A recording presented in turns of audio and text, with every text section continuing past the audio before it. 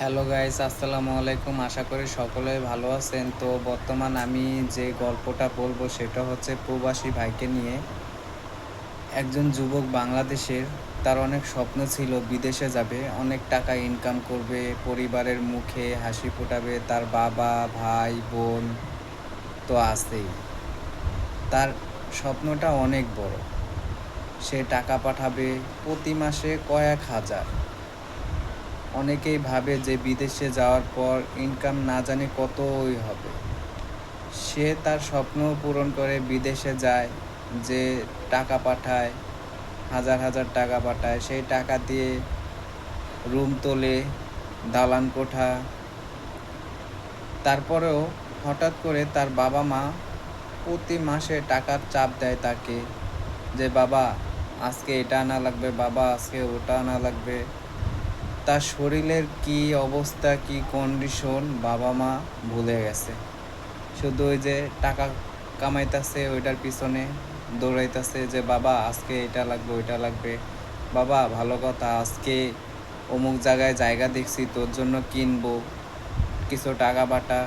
কিন্তু সেই বাবা মা, যেই বাবা মা 10 মাস 10 দিন জন্ম দেওয়ার পর, এত কষ্টর পর যে জন্ম দিছে ছেলেটাকে, তার খবর আর রাখতাছে না। রাখতাছে কি? টাকার খবর। রোদে পুড়ে বৃষ্টিতে ভিজে না খেয়ে এই প্রবাসী ভাইটা প্রতিনিয়ত কষ্টে ভুগতেছে পরিবারের হাসি ফোটানোর জন্য।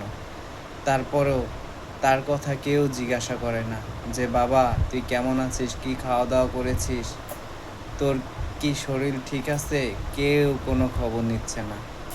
শুধু বলতেছে যে বাবা কিছু টাকা পাঠা, বাবা এটা করব, ওইটা করব। 3 বছর কেটে যাওয়ার পর সে বাংলাদেশে আসে। তার পরিবার তাকে নেওয়ার জন্য এয়ারপোর্টে যায়। এয়ারপোর্টে যে দাঁড়া হয় যে তার সন্তান আসছে, কিন্তু সে কোন দেহ নিয়ে আসছে কেউ জানে না। যখন তার লাশটা বাইরে আসে তখন ভাবে যে এখন আমার সন্তান কোন জায়গায় আছে, কি করছে। আল্লাহ মাফ করো। আমার গল্পটা এই পর্যন্ত। কি সে যে নতুন ঘর তুলছে, দালান কোঠা বানাইছে, বিদেশে থাকার পরেও এত পরিশ্রম করলো, একবারও বাবা মা খবর নিল না। আর তার স্বপ্নের বাড়িতেও সে ফিরতে পারল না। ফিরল সে একমাত্র সেই ঘরে, অজানা ঠিকানায়।